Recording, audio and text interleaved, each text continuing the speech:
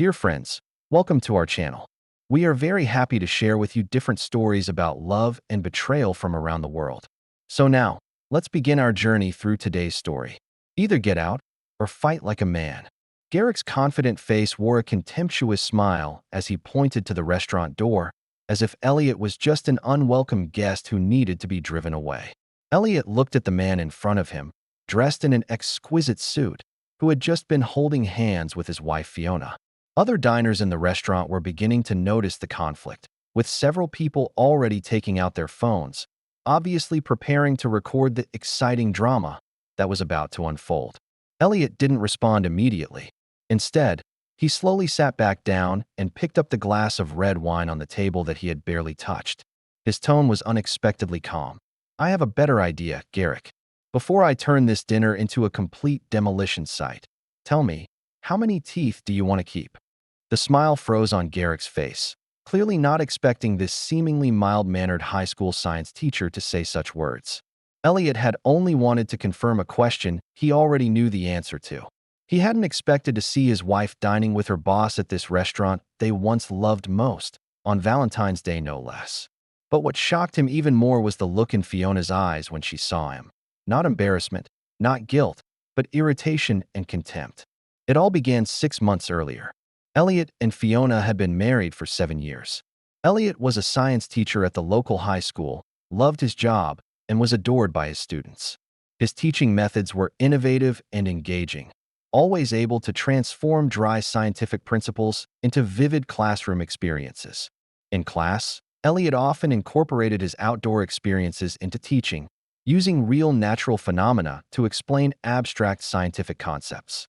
Oxidation reduction reactions sound complex, but actually, whenever you see the reddish-brown color on the surface of rocks in the mountains, that's iron oxidation, which is rusting, Elliot explained, pointing to photos he had taken during his hiking trip last week. Nature is the best textbook. In his spare time, Elliot was passionate about various outdoor activities: hiking, rock climbing, trekking. These activities kept him physically fit, far beyond others his age. Every month, he would arrange at least one major outdoor activity, sometimes with friends, sometimes alone. These moments were his way of finding inner peace. Fiona, on the other hand, was an ambitious real estate agent working for the largest real estate company in the city. She was sharp, efficient, and sociable, with her performance consistently ranking at the top. She excelled at listening to clients' needs and could quickly find properties that best matched their expectations. Her phone was always on standby, ready to reply to client messages, arrange viewings, and handle transaction details. Together, their income was quite substantial, enough to maintain a comfortable lifestyle, but Fiona always felt unsatisfied. She craved more: a bigger house, higher social status, and all of this required more money and stronger workplace influence. "I sold that lakeside villa again today," Fiona said excitedly during dinner one evening, while constantly checking messages on her phone. "I've already exceeded my target for this month." "Congratulations, dear." Elliot smiled, pouring her a glass of red wine. "This calls for a celebration. Garrick specifically praised me, saying I'm one of the most promising agents in the company." Fiona's eyes sparkled. "He's hinted several times that if I continue performing like this, he might consider promoting me to district manager." Elliot nodded. "That's wonderful. But don't put too much pressure on yourself. Our life is already quite good." Fiona's expression immediately cooled. "You're always like this, Elliot. Content with the status quo, no ambition to pursue a better life." "It's not a lack of ambition." Elliot put down his wine glass.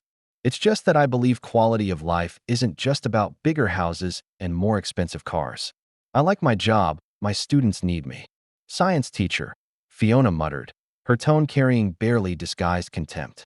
"You could easily go to a private school, or even university. The salary would be much higher." "But that's not the life I want," Elliot said seriously. "The children I teach now mostly come from ordinary families. They need good education more. That's important to me." Fiona stopped talking and silently continued eating dinner. Such conversations had become increasingly frequent over the past few months, and the distance between them grew.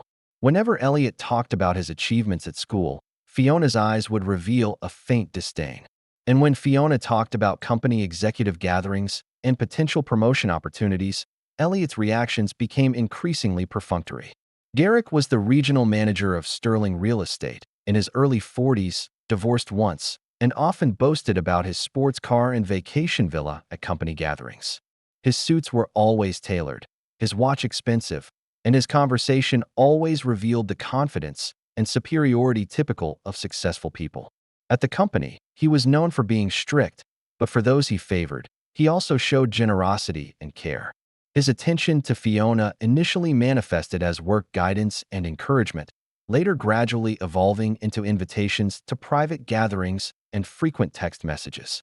"I've noticed your performance has been outstanding recently," Garrick said to Fiona during a private conversation. "You know, in this industry, talent alone isn't enough. You also need the right connections and resources."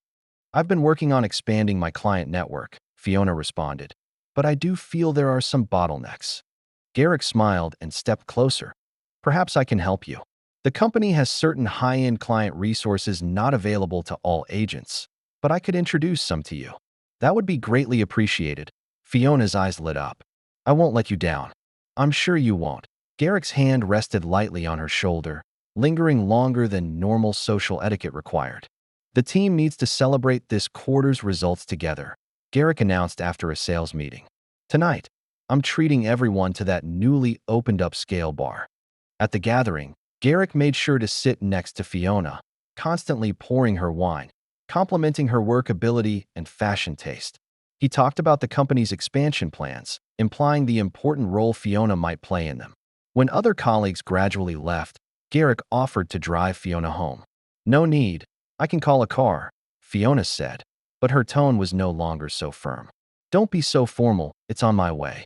Besides, you've had some wine. I wouldn't feel right." Garrick's tone carried an insistence that wouldn't take no for an answer. In the car, Garrick began to talk about his career plans. "The company intends to expand its business scope next year. I need to promote several outstanding district managers. Of course, this requires people willing to put in enough effort and time." Fiona understood his implication. "I've always been dedicated to my work." "Yes, I've noticed." Garrick's hand suddenly rested on Fiona's knee. "But success requires not just hard work, but also establishing the right network of relationships." Fiona didn't move his hand away. Under the streetlights, Garrick's profile was distinct, exuding a confidence of someone in control of everything. This contrasted sharply with Elliot's gentle personality. She recalled Elliot's contentment with their current situation, his lack of understanding of her ambitions, and those weekends she spent alone because of his outdoor activities. That night, when she returned home, it was already very late, and Elliot was asleep. She quietly took a shower, lay in bed, and pondered Garrick's hints. She told herself this was just for her career, for a better life, a goal that Elliot seemed never to care about. At first, Fiona only had occasional drinks with Garrick after work, then dinners, then more intimate encounters. Garrick took her to the most upscale restaurants in the city, gave her expensive gifts, and told her inside information about the company. With him, Fiona felt valued, appreciated, not just as a partner who could earn money. Garrick understood her ambitions and even encouraged them. "You have more potential than most people in the company, Fiona. Don't let anyone hold you back, including that husband of yours who's content with explaining chemical equations to teenagers." Fiona began to work overtime frequently, travel often for work, and sometimes even claim to be meeting clients on weekends. She began to pay more attention to her appearance, bought more high-end clothes, and got a new hairstyle. She told Elliot this was necessary for work, and Elliot, always trusting her, didn't ask more. At first, Elliot hadn't suspected anything. He trusted Fiona and focused on his own work and outdoor activities. He was even happy for Fiona's career advancement, though he noticed her involvement in family life was diminishing. Until that day, when he accidentally saw a text message.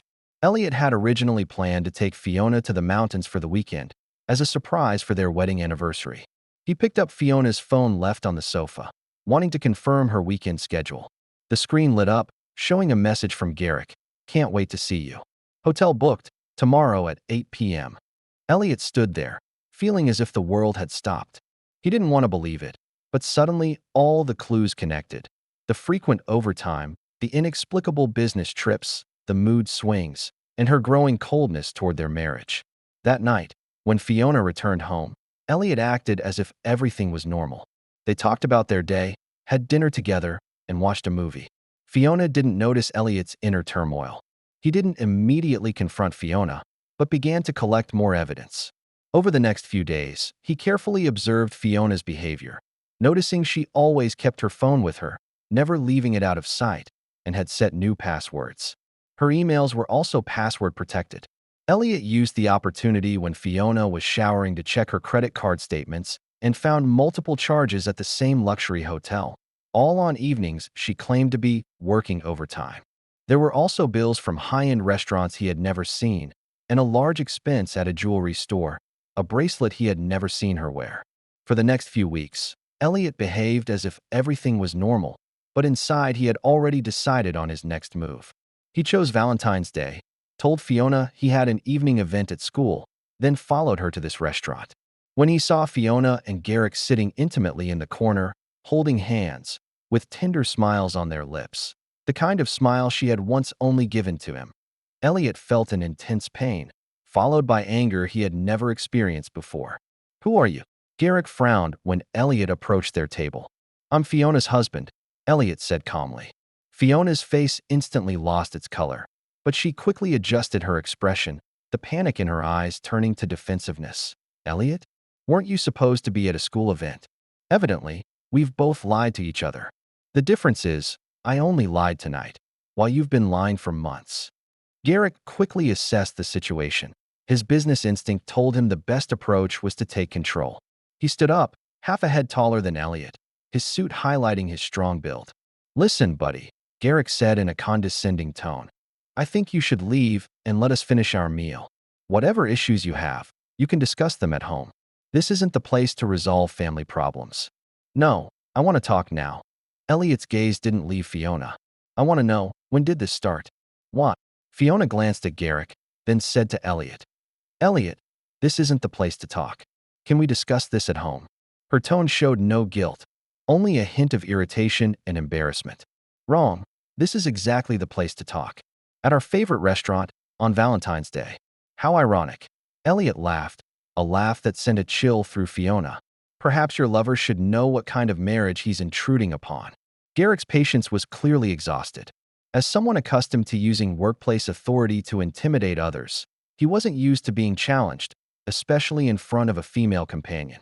"Enough," Garrick said impatiently, his voice loud enough for surrounding diners to hear.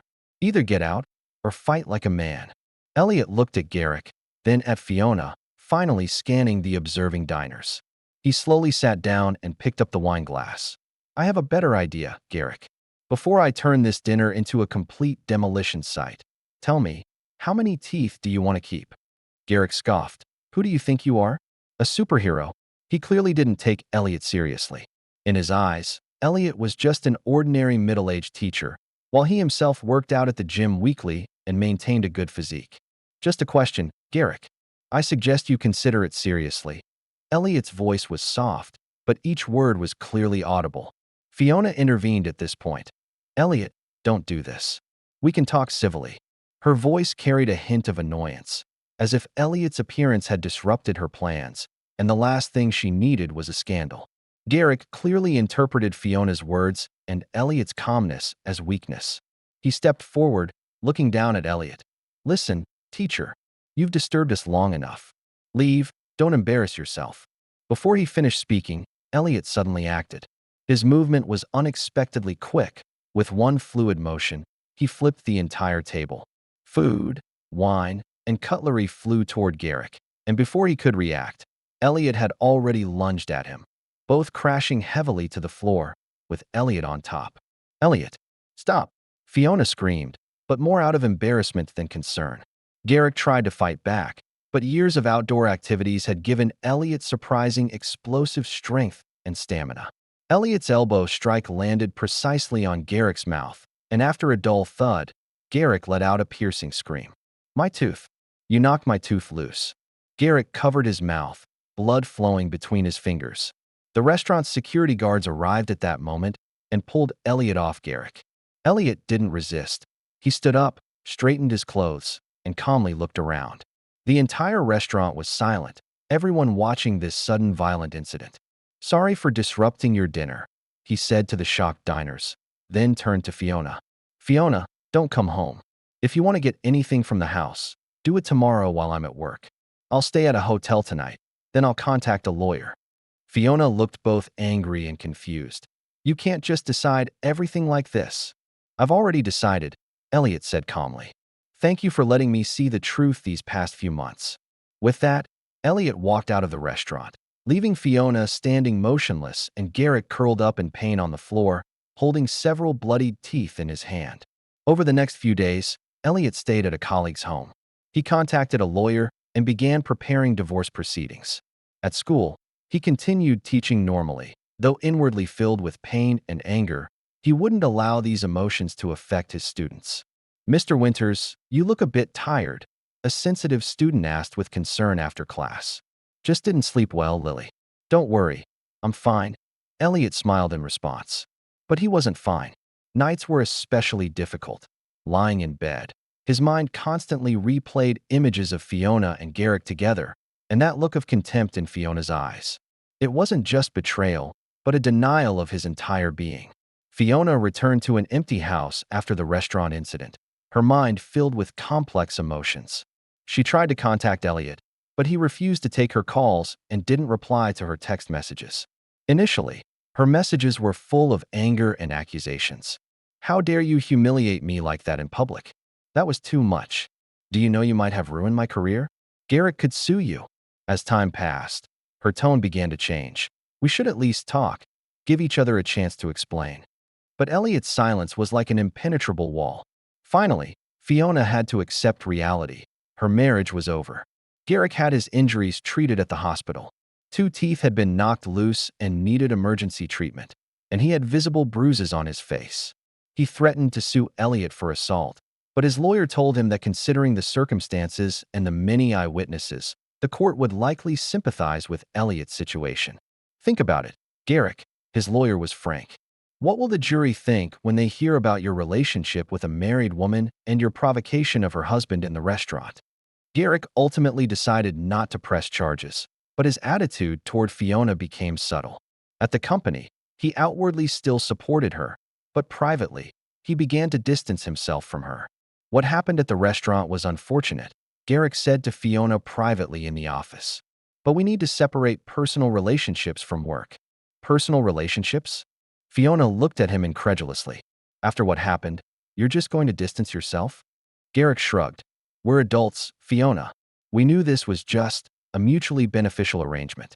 The company needs your sales ability, and I trust you can handle all this professionally." Fiona felt a chill. She realized that to Garrick, she was just an object that could be replaced at any time. But right now, she couldn't afford to lose her job too, especially with her marriage already broken. Of course, she forced herself to remain calm. "We are professionals." Elliot began applying his scientific mind to a new task, investigating Garrick's company. He remembered Fiona mentioning several new projects the company was developing, especially a large lakeside community, supposedly to become the company's flagship project. Garrick often talked about this project at company gatherings, boasting about how it would change the real estate landscape of the entire area. Elliot began collecting public information about this project, using evenings and weekends to review news reports, company announcements, and environmental assessment reports. He noticed some inconsistencies. The company claimed the project had passed all environmental assessments, but local environmental groups were constantly protesting the potential damage the project could cause to the lake's ecosystem. "There's a problem here," Elliot muttered to himself, comparing 2 different water quality reports for the lake. One was submitted by the company to regulatory agencies. The other was an independent investigation by the local university's environmental department. The data difference is too great. Elliot used his scientific background and resources from the school laboratory to analyze lake water and soil samples. He drove alone to the project site on weekends, collecting samples from multiple locations. The results of his tests showed significant differences from the data reported by the company, especially regarding heavy metal content and organic pollutants. He contacted several university classmates specialized in environmental science, requesting their professional opinions. After one friend compared Elliot's findings with the company's report, he appeared quite shocked. Elliot, this data has been artificially lowered by at least 50%. If the actual situation is as you measured, this project should never have been approved. As the investigation deepened, Elliot discovered that Garrick's company not only had problems with the Lakeside project, but several of their other development projects also had similar environmental data falsification. The company seemed to have a system specifically for circumventing environmental regulations, and Garrick, as the regional manager, was likely one of the key operators in this system. Gradually, Elliot collected enough evidence indicating that Garrick's company may have provided false data to environmental assessment agencies, concealing the project's potential harm to the local ecosystem. But he didn't act immediately.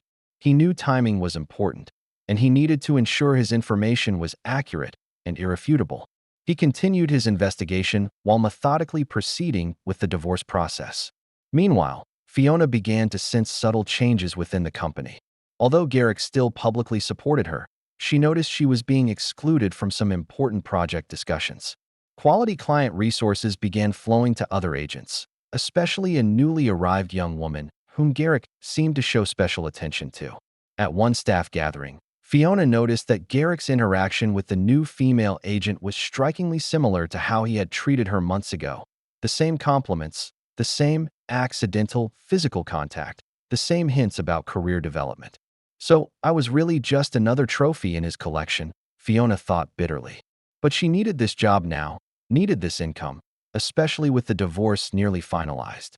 We need to discuss the issue of children, Fiona said during a meeting with Elliot, a necessary part of the divorce process. We don't have children, Fiona, Elliot calmly replied. That's not what I meant. Fiona was somewhat annoyed. I meant that if we had children, the situation would be more complicated. I just wanted to say that at least our divorce can be relatively simple. Elliot just nodded, not responding. He had decided to give up his right to claim the house, allowing Fiona to keep it, in exchange for a quicker, more peaceful divorce process. He just wanted to end it all as soon as possible and start a new life. I did wrong. I admit it, Fiona said at another meeting, a hint of sincerity in her voice. Can't you consider forgiving me? 7 years of marriage ending like this. Elliot looked at her, his gaze calm but firm. Forgiveness requires repentance, Fiona. But what I see in your eyes is not repentance, but calculation. You're calculating how to minimize your losses. Our marriage ended long ago. I'm just realizing it now. Fiona didn't try to salvage the marriage again. Perhaps Elliot was right. Perhaps she did care more about her losses than truly regretting her actions. The divorce proceedings went more smoothly than Elliot had expected. Fiona didn't fight much for property, perhaps out of some degree of guilt, or perhaps just wanting to quickly be free of this relationship. After dividing their assets, Elliot moved out of their shared house and rented an apartment near the school. He continued teaching, still went hiking and rock climbing on weekends, and on the surface, seemed to adapt quickly to single life. His colleagues noticed the change, though he tried to hide it. Elliot, who had always been smiling, was now more silent, more dedicated to work. He took on more extracurricular activities, organized a science club, and even began taking students on outdoor science expeditions on weekends. Nature observation is the best way to understand ecosystems, he told a group of enthusiastic high school students, guiding them to record plant species and distribution in the forest. Science isn't abstract theory, but living practice. These activities helped him divert his attention, but when alone, the pain of betrayal still followed like a shadow. The signature on divorce papers could end a marriage legally, but couldn't erase the memories and emotional trauma from 7 years of living together. Meanwhile, Fiona's situation in the company became increasingly precarious. Garrick had obviously lost interest in her. His attention completely turned to the newly arrived young agent. Fiona found herself gradually marginalized. The best clients and projects were no longer assigned to her. She tried to prove her value through excellent work performance, but it seemed no matter how hard she tried, she couldn't regain her former position. Garrick began to nitpick her work, question her decisions in team meetings, and sometimes even criticize her publicly. Don't expect too much from next month's regional manager nomination meeting, Garrick casually remarked as he passed by Fiona's desk one day. The company is looking for talent that can develop stably long-term. Your recent personal situation has been somewhat complicated. Fiona felt a chill. She had sacrificed everything, and now Garrick was implying her promotion opportunity had evaporated, simply due to her divorce. A divorce that Garrick himself had caused. I thought we agreed this wouldn't affect work. Fiona tried to control her tone. Garrick shrugged. Company policy, not something I can decide. Don't worry, your sales position is still secure. His tone carried a hint of mockery, as if saying she should be grateful to keep that position. In the following weeks, Fiona noticed she was being excluded from important meetings. The best clients were assigned to other agents, including the young woman now receiving Garrick's attention. She began to understand how hollow Garrick's promises were, and how precious the marriage she had sacrificed had been. Meanwhile, Elliot's investigation achieved a breakthrough. Through a friend in an environmental organization, he obtained some internal company documents clearly showing that Garrick was directly involved in the manipulation of environmental data. These are enough to get them in trouble, Elliot's friend confirmed. The question is how to make this information public without putting yourself at legal risk. Elliot considered various options and finally decided to act anonymously. He organized all the evidence he had collected, the significant differences between the environmental assessment reports submitted by the company and his independent test results, the concealed potential pollution risks in the project planning, and evidence that company executives likely knew about it. He created an anonymous email and sent these materials to the most influential local environmental organization, while also copying the State Environmental Bureau and several major media outlets. To ensure the information would be taken seriously, he specifically highlighted the most serious violations and potential health risks. This is not just about violation of environmental regulations, he wrote in his anonymous letter. It concerns the health and safety of thousands of residents. If these projects continue as currently planned, they will cause irreversible damage to the lake and surrounding ecosystem. The reaction was quicker than Elliot had expected. The environmental organization immediately called a press conference to announce these findings.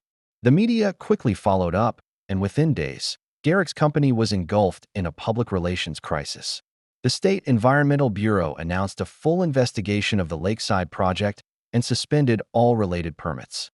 Based on recently received evidence, we have reason to believe that Sterling Real Estate provided false information in environmental assessments for multiple projects, the Environmental Bureau spokesperson announced at a press conference. We have initiated a comprehensive investigation and suspended all permits related to these projects. The company's stock price dropped immediately, and investors began to question management's integrity and decision-making. An internal investigation was quickly launched to find out who should be responsible for this disaster.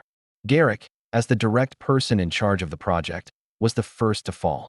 Company internal emails showed he had instructed the team to streamline the environmental assessment process and had suggested that if results were not favorable, they could be appropriately adjusted.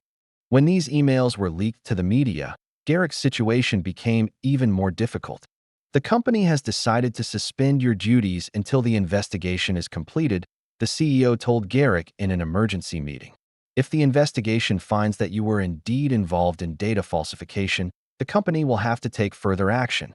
Garrick tried to defend himself. These accusations are exaggerated. We were just operating according to industry standards. Everyone knows how strict these environmental requirements are. If fully implemented, no project could pass. Industry standards don't include providing false information to regulatory agencies, the CEO said coldly. This is no longer just a PR issue, but potential criminal behavior. Shareholders are very angry, and the board is demanding we find those responsible. When Garrick walked out of the CEO's office, he saw Fiona standing in the hallway, evidently having heard part of the conversation. His gaze turned icy. Satisfied? I guess this is your husband's handiwork. Ex-husband, Fiona corrected. And I don't know what you're talking about. Garrick let out a cold laugh. Don't pretend. You think I don't know he's a science teacher? These so-called independent tests are obviously his work. If it really was Elliot, then you only have yourself to blame, Fiona said calmly, though inwardly shocked by Elliot's possible actions. But I really didn't know about this. Garrick stared at her for a few seconds, as if judging whether she was telling the truth. Either way, don't think you can stay out of it. You were also involved in selling those projects. guaranteeing eco-friendly features to clients. If there are legal suits, you'll be implicated too. Fiona's situation was indeed not favorable. As Garrick's close collaborator, she was questioned about whether she knew or was involved. Although there was no direct evidence that she was involved in data falsification, she had promoted the projects to potential buyers, emphasizing their eco-friendly features, which exposed her to possible fraud allegations. "I knew nothing about any issues with the environmental assessments," Fiona explained to the company lawyer. "I only presented the projects to clients based on information provided by the company." The lawyer's expression told her this explanation might not be sufficient. The problem is if buyers purchased properties because of this false advertising, they could sue the company and direct sales personnel. "We'll try to protect you, but you need to cooperate with the internal investigation and provide all relevant client communication records." As the investigation deepened, more issues surfaced. Not only had environmental data been manipulated, but the company was also allegedly involved in bribing local officials to accelerate project approvals. Garrick's name appeared frequently in these allegations. "We must distance ourselves completely from Garrick Sterling," the board decided in an emergency meeting. "He has caused irreparable damage to the company." Garrick was ultimately fired and faced potential criminal charges. His professional career was effectively over. No reputable company would hire an executive fired for data falsification. Worse, his divorce case was settled in the same period, with his ex-wife receiving substantial alimony, further adding to his financial burden. Fiona barely kept her job, but her reputation was damaged, and she lost many clients. She was transferred to a marginal department, with significantly reduced income. Worse, she discovered she might need to bear legal costs to deal with potential civil lawsuits. "I didn't know the company was doing anything shady," she complained to a colleague. "I was just doing my sales job." "That's what everyone says," the colleague responded. "But you were so close to Garrick that it's hard to believe you knew nothing." Fiona then realized that her professional network had been poisoned by her association with Garrick. Those colleagues who once respected her business abilities now avoided her, fearing their association with her might affect their own career development. Elliot watched all these developments, but never publicly expressed any opinion. His colleagues discussed it extensively, considering it karma, but Elliot never participated in these discussions.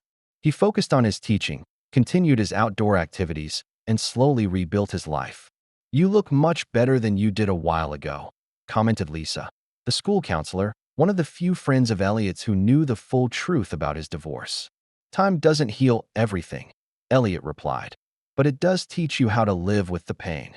Elliot's science club became increasingly popular, and his students achieved good results in state science competitions.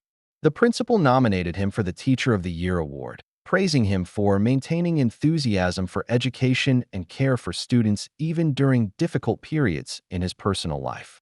Meanwhile, the Lakeside project was completely canceled, and Sterling Real Estate, after several consecutive quarters of losses, was acquired by a larger competitor. The company restructuring led to massive layoffs. Fiona, though keeping her job, suffered a significant reduction in salary and position. Garrick was sentenced to probation and substantial fines for environmental regulation violations. His professional career and reputation were thoroughly destroyed. He was forced to sell his prized sports car and vacation villa to pay legal expenses and fines. Every time he looked in the mirror, his unnatural smile due to nerve damage would remind him of the price paid for his arrogance and disrespect for others. Fiona had to sell the house she once shared with Elliot and move to a smaller apartment. Her income was only a small fraction of what it had been at her peak, and her career development was severely limited. Her social circle also shrank due to the scandal. Many friends distanced themselves from her. She occasionally thought of Elliot, of those years they spent together, and how she had destroyed a genuine relationship for temporary career advantages and false promises.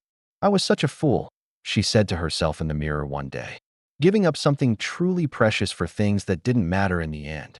But regret came too late. Some mistakes cannot be undone. Some wounds cannot heal.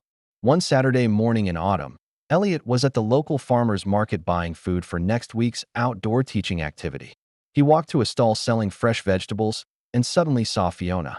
She noticed him too. Their gazes met in the air, and for a moment neither moved.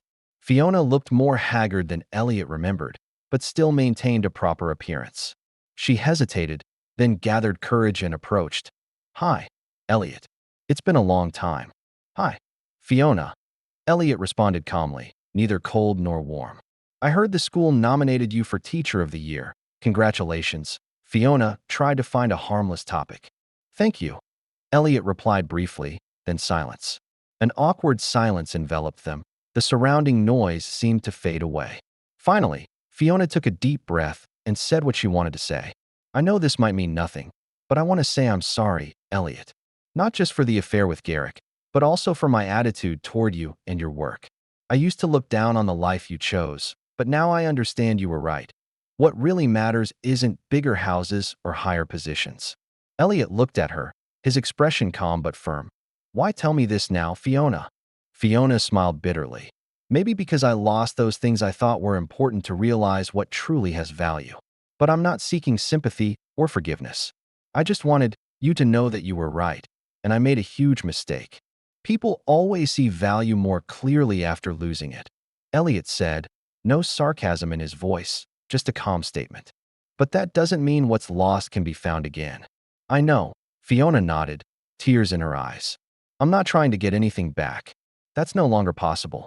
I just wanted you to know that, though it means nothing, I truly regret hurting you." Elliot was silent for a moment, then said, "I accept your apology, Fiona. But that doesn't mean I can forgive everything that happened. I hope you do well in the future." "Thank you." "You too," Fiona said softly, knowing this was the end between them. They each turned and went their separate ways. Elliot looked at the shopping basket in his hands, filled with materials for his students. Tomorrow he would lead a group of nature-enthusiastic young people to explore the autumn changes in the forest, teaching them to observe the delicate balance of the ecosystem. Life continued, even if it was completely different from what he had once imagined. 2 years later, Elliot won the State Outstanding Teacher Award. His science education program received national recognition. He remained single, but his life was fulfilling and meaningful. His students adored him, colleagues respected him, and his outdoor activity circle provided him with stable social support. "Mr. Winters is the best teacher I've ever had," said a graduate at an alumni gathering. "He not only taught U.S. science, but also how to face life's challenges, how to maintain integrity in adversity." Garrick's life presented a very different picture. He lost all his standing and influence in the real estate industry.